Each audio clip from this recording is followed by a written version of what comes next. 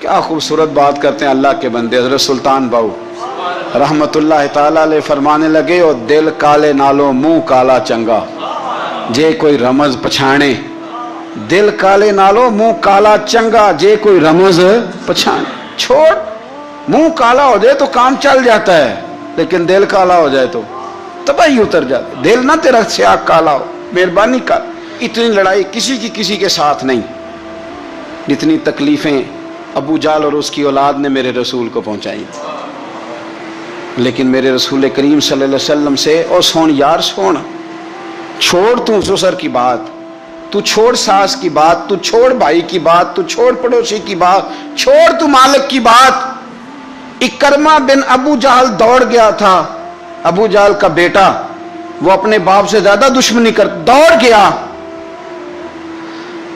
اور وہ کہنے لگے لوگ مکے والے کہ اگر اکرمہ ہاتھ لگ گیا تو عمر فاروق اس کے ٹکڑے ٹکڑے کریں گے, علی لٹکا دیں گے اسے, یہ بڑا کافر ہے, بڑا ظالم ہے. اکرمہ کی بیوی آ کے مدینے والے رسول کے قدموں میں بیٹھ گئی, رو کے کہنے لگی سونیا چھوٹے چھوٹے بچے ہیں, تکلیف اس نے بڑی دی ہے, حضور اس نے اور اس کے باپ نے ستایا بڑا ہے, یا رسول اللہ کو مہربانی ہو جائے. تو نبی پاک نے سر سے پگڑی اتار کے دی, فرمایا جا اسے جا کے نشانی دینا کہ رسول نے تجھے معاف کر دیا. تو کون سے اتنے بڑے دعوتیں لیے بیٹھا ہے. اور میں بڑی دفعہ کہہ چکا ہوں, بڑی دفعہ, کہ نبی پاک کی شہزادی کا قاتل حضرت زینب بڑی بیٹی جس نے نیزہ مارا تھا گھوڑے کو اور وہ گھوڑے سے گر گئی تھی, وہ آ گیا فتح مکہ کے بیٹی کا قاتل, اور اس نے اپنے چہرے پہ نقاب اوڑھ کے نا تو نبی پاک کے سامنے آیا, کہنے لگا بہت بڑا دشمن بھی آئے تو معاف کر دیتے ہو. تو نبی کریم فرمانے لگے بیٹیاں بھولا نہیں کرتی, پر تو کلمہ پڑھ میں تجھے بھی معاف کرنے کو تیار. یہ بھولا نہیں کرتی, کیا کروں, بیٹیاں کہاں بھولتی, لیکن تو پڑھ نہ کلمہ. یار آپ بات کو سمجھے, کون سی دعوتیں لیے بیٹھے ہو. کر لو اس بہن کو فون جس کے ساتھ بلا وجہ کا رٹا ڈال لیا ہے, چچا چچا ہی ہوتا ہے, وہ کوئی کافر اور مشرک تو نہیں نہ ہو گیا. کر لو صلح. اور سنو, میرے نبی پاک صلی اللہ علیہ وسلم نے فرمایا دو بھائی اگر ناراض ہو تو جو صلح پہلے کرے گا وہ جنت میں پہلے جائے گا, آگے آگے چلے گا. مہربانی فرمائیں سب سے پہلے اپنی زندگی سے یہ عداوت نکالیں. ہمارا کہ جیسے رٹائی کوئی نہیں, جھگڑا ہی کوئی نہیں, کیا ضرورت ہے.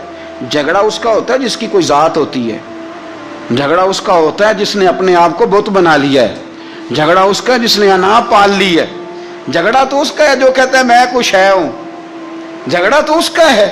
لیکن اگر میرے بھائی تیری ذات کوئی نہیں, تیرا رٹا کوئی نہیں, تو پھر حضرت سیدنا بلال حبشی حضرت ابو ذر غفاری سے ناراض ہو گئے تھے. بلال کا رنگ کالا تھا, ابو ذر غفاری کا گورا تھا. بلال مزدور آدمی تھے, ابو ذر غفاری سردار تھے. بلال حبشن کے بیٹے تھے, وہ چودھری کے پتر تھے. لیکن نبی پاک صلی اللہ علیہ وسلم نے فرمایا ابو ذر میں تب راضی ہوں اگر تجھ سے بلال راضی ہو تو سیدنا ابو ذر غفاری نے 1 منٹ نہیں لگایا, ذات کا بت کوئی نہیں تھا, جا کے تو جناب بلال کے سامنے لیٹ گئے. کہنے لگے حبشن کے بیٹے اٹھا اپنا پیر اور میرے منہ پہ رکھ, اور میں دنیا والوں کو بتاؤں کہ تھا تو حبشن کا بیٹا, پر مدینے والے رسول نے تجھے کتنی عزتیں عطا کر دی. مہربانی کرو, آپ یقین کرو ایسے گھٹن سی ہے, 10 آدمی اکٹھے نہیں بیٹھ سکتے کسی جگہ. آپ یقین کریں 4 دوست اور بڑی پیاری باتیں کر رہے ہیں, وہ کیا خوبصورت ان کی گفتگو ہے, لیکن ایک اٹھ کے گیا تو 3 اس کی غیبتیں کرنے لگ گئے.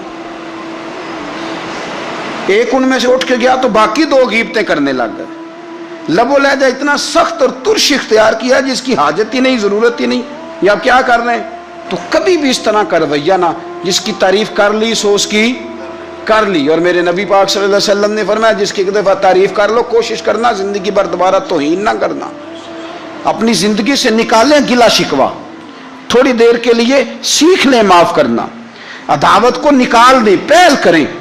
اور 2 قدم ہوتا ہے انسان کے لیے, صرف 2 قدم. ایک قدم آپ نے اپنے نفس کی خواہش پہ رکھنا ہے, انشاءاللہ دوسرا قدم اللہ کے قرب کی طرف بڑھ جائے گا.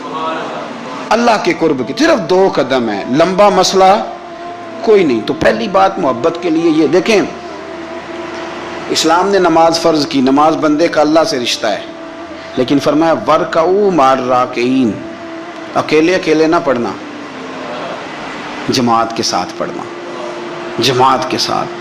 फिर फरमाया छोटी मस्जिद में जुमा ना पढ़ना, जामे मस्जिद में जाके पढ़ना। फिर फरमाया जब ईद पढ़ना तो खुले मैदानों में सारे मिल के पढ़ना। फिर फरमाया जब हज पे आओ ना तो तुम्हें सुकून शलवार कमीज में है या तहमद कुर्ते में है, लेकिन यहाँ जब मेरी बारगाह में आओ ना, मेरा दिल करता है सबका एक रंग हो, सफ़ेद। और बड़ी खूबसूरत हदीस तरगीब व तरहीब में नबी करीम सल्लल्लाहु अलैहि वसल्लम ने फरमाया कि जब लाखों हाजी मैदान अरफात में जमा होते हैं ना, मैदान अरफात में कोई बहुत आलीशान बंदोबस्त आज भी नहीं है, आज भी लोग चटाइयों पर बैठते हैं, और एसी वाली बस में भी आप बैठ के जाएं तो फिर भी कुछ ना कुछ गर्द आप पड़ ही जाती है। वुज़ू करने जाएं तो फिर भी कुछ ना कुछ रेत सर में, दाढ़ी में, बालों में पड़ जाती है। लेकिन लाखों लोग आए पर इकट्ठे होके आए। अकेले अकेले कोई मैदान अरफात में जाए और 9 ज़िलहज के अलावा जाए तो ये मकाम उसे नहीं मिलता। लाखों आए, इकट्ठे आए तो हज़रत अबू हुरैरा रज़ी अल्लाह तआला अन्हु फरमाते हैं रब करीम आसमान के दरवाजे खोल के फरिश्तों से फरमाते हैं ज़रा नीचे तो नज़र करो। फरिश्ते देखते हैं नीचे तो अल्लाह फरमाते हैं इनके चेहरों पर गर्द है, ये बड़े बड़े बंगलों में रहने वाले, इनकी हालत देखो कितनी आज खस्ता है। गोया तुमने तो कहा था ना ये फसाद फैलाएंगे, तो फरिश्तों मुझे बताओ ये अरबोंपति, ये मुफ्ती, ये सूफी, ये अल्लामा, ये शेख, ये पीर, ये इतने इतने बड़े लोग ये किधर आए हैं बताओ। तो फरिश्ते अर्ज करते हैं अल्लाह तुझे राजी करने आए। ये लाखों लोग घर बार छोड़ के तुझे राजी करने आए। तो मेरे नबी पाक अलैहिस्सलाम फरमाते हैं फिर रब फरमाता है तुम गवाह हो जाओ, मैंने इन सब को दोज़ख से आज़ाद करके इनके लिए जन्नत का फैसला कर लिया। और हज़रत फ़ुज़ैल बिन अय्याज़ कहते हैं मैंने 1 साल कहा था अल्लाह मुझे बता तो सही, इतने बुला लिए हैं, कबूल किस किस का हुआ है? तो कहते हैं मैं, और जागते हुए तो आतिफ़े गैब से निदा आई फ़ुज़ैल तू को मुंशी नहीं अल्लाह की रहमत का कि तुझे पूछ के कबूल किया जाएगा, मैंने बुलाया ही उसे था जिसका मैंने कबूल कर लेना था, दूसरा मैंने दाखिल ही कोई नहीं होने दिया, यहाँ आया ही वो है जिसका मैंने कबूल करना था। हुजूर फरमाते हैं रब फरमाते हैं गवाह हो जाओ, मैंने इनके गुनाह बख्श के जन्नत का फैसला कर। अगले लफ्ज़ सुनेंगे तो और खुश हो जाएंगे। नबी पाक अलैहिस्सलातु वस्सलाम फरमाने लगे, हुजूर फरमाने लगे रब फरिश्तों से फरमाता है इन्हें भी बख्श दिया है और जिन जिन के लिए ये दुआ करेंगे मैं उन सब की भी मगफिरत फरमा दूँ। तो ये सारी इज्तिमाई इबादात मुसलमानों को आपस में जोड़ने के लिए, आपस की मोहब्बतों के फ़रोग़ के लिए। ज़कात क्या है? अमीरों का गरीबों को हिस्सा देना। कुर्बानी क्या है? अपने पैसों का जानवर खरीद और अपने पैसे लगा के उसे ज़िबा कर, फिर उसका गोश्त बना, सारी ड्यूटी तेरी पर देना गरीबों को। ये क्या है? ये लोगों को एक दूसरे से जोड़ता है, ये मोहब्बतें पैदा करता है। मेरे नबी पाक अलैहिस्सलाम ने फरमाया एक दूसरे को तोहफा लिया करो, दिया करो, इससे मोहब्बत बढ़ती है। तोहफा लिया दिया करो, इससे सिर्फ लेना नहीं, तोहफा मेहरबानी फरमाएं।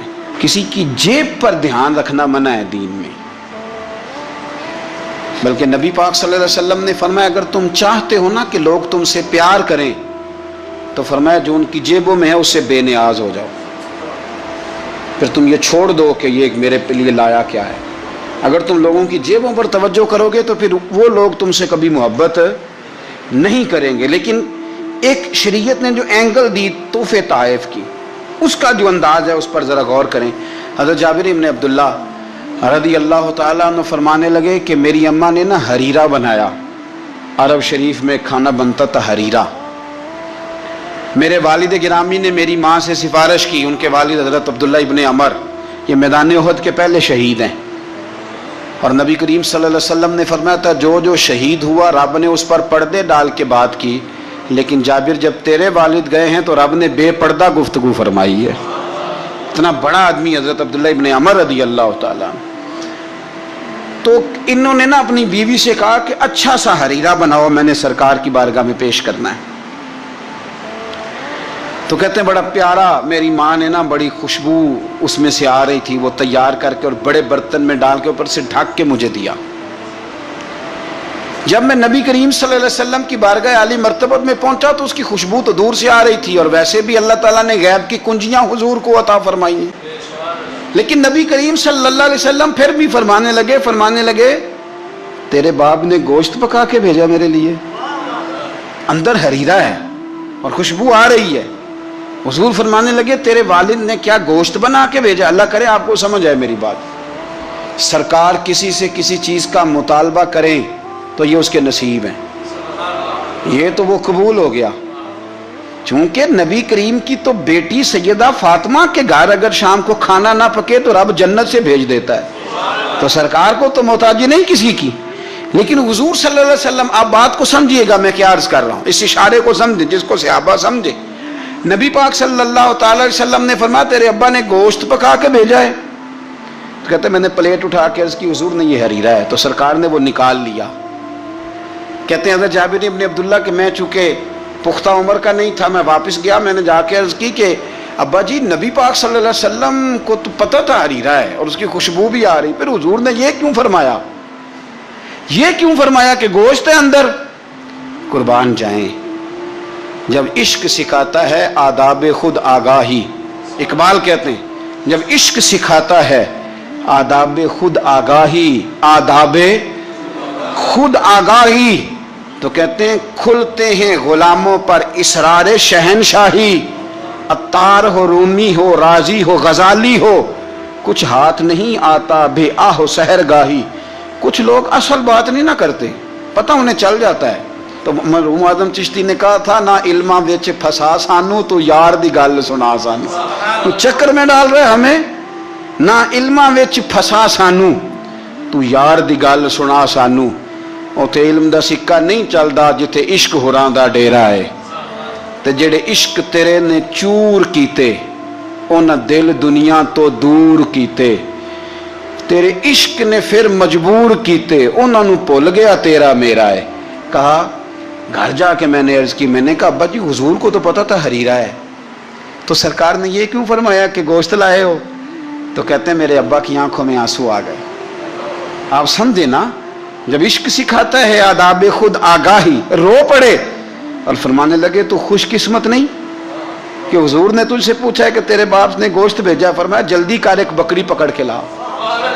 کہتے ہیں میں باڑے سے بکری پکڑ کے لایا، میرے ابا نے اسے بنایا اور بڑے پریم سے گوشت بنایا اور میری ماں نے پکایا اور پھر برتن میں ڈالا۔ کہتے ہیں غروب آفتاب ہونے والا تھا جب میں وہ کھانا لے کے گوشت لے کے در رسول پہ پہنچا، اور جا کے جب میں نے پیش کیا تو حضور نے نہیں پوچھا کیا لائے ہو، اب نہیں پوچھا۔ جب عشق سکھاتا ہے آداب خود آگاہی پھر کھلتے ہیں غلاموں پر اسرار شہن، اب نہیں پوچھا کیا لائے ہو، بلکہ کہتے ہیں میں نے جا کے رکھ دیا تو سرکار فرمانے لگے اللہ تجھے، تیری ماں کو، تیرے باپ کو میری طرف سے بھی بہترین جزا عطا کرے اور سارے نبیوں کی طرف سے بہترین جزا عطا کرے۔ بات کو سمجھیں، یہ جو تحائف ہوتے ہیں لیکن نا پہلا حق سب سے پہلے غریبوں کو دینا ہے، اور جب آپ سمجھ لیں کہ میں اپنے محلے میں غرباء کو تقسیم کر چکا تو پھر آپ نے یہ تحفہ بانٹنا ہے، پھر عید پہ تحفے دینے ہیں۔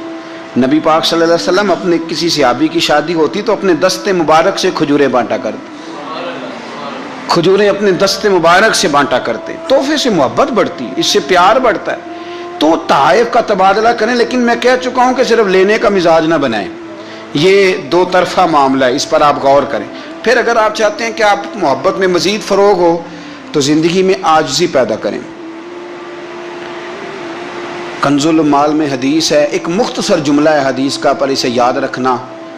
نبی پاک صلی اللہ علیہ وسلم نے فرمایا ہر چیز کا کوئی پھل ہوتا ہے، آپ کوئی کام بھی کرتے ہیں تو اس کا کوئی رزلٹ نکلتا ہے، پھل ہوتا ہے۔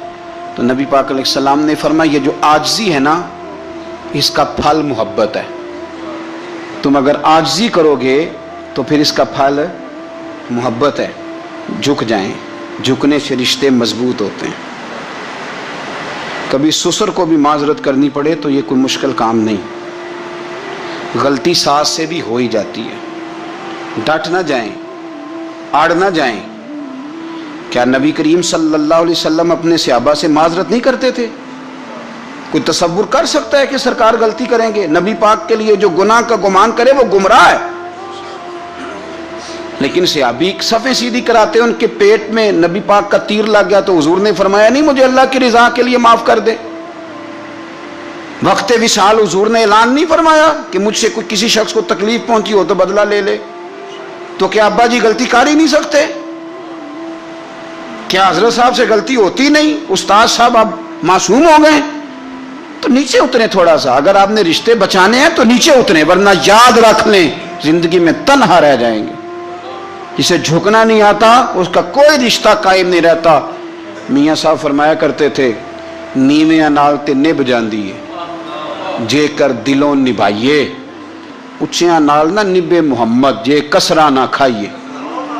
اگر تجھے عادت ہے تھوڑا سا تو کسر کھا لیتا ہے تو پھر تیری نبھ جائے گی۔ اگر تو کہتا ہے نا ماں بدولت تو یہ سوال ہی نہیں۔ اور ایک جگہ اور کہا، فرمانے لگے اچا نام رکھایا جس نے او چولہے وچ سڑیا، اچا نام رکھایا جس نے او چولہے وچ سڑیا، اور نیواں ہو کے لنگ محمد لنگ جاویں گا اڑیا۔ نیواں ہو کے لنگ محمد۔ پھر تو آج ہم نے رشتے گوا لیے لیکن ہم بارڈر پہ بیٹھے رہے، سلنڈر کرنا نہیں سیکھا۔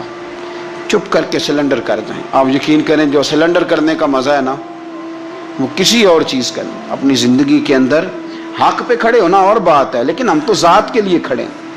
اگر آپ تھوڑا سا اس پر توجہ کریں گے، عاجزی اختیار کریں گے تو آپ دیکھیں گے کہ محبتوں کو فروغ ہوگا۔ ایک تو درگزر کریں، تحفے کا لین دین کریں، عاجزی اختیار کریں، دل سے کدورت کو دور کریں، اپنے ان رشتہ داروں کو جو آپ سے ناراض ہیں ان کو فون کریں، اور کوشش کریں کہ جن کی غیبتیں کر چکے ہیں دوبارہ نہ کرنے کا عہد کریں۔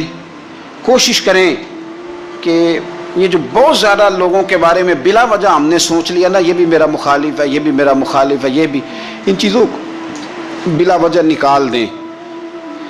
خود کسی کا حسد کرے نہ اور کسی کو اپنا حاسد سمجھے نہ۔ آخر دعوانا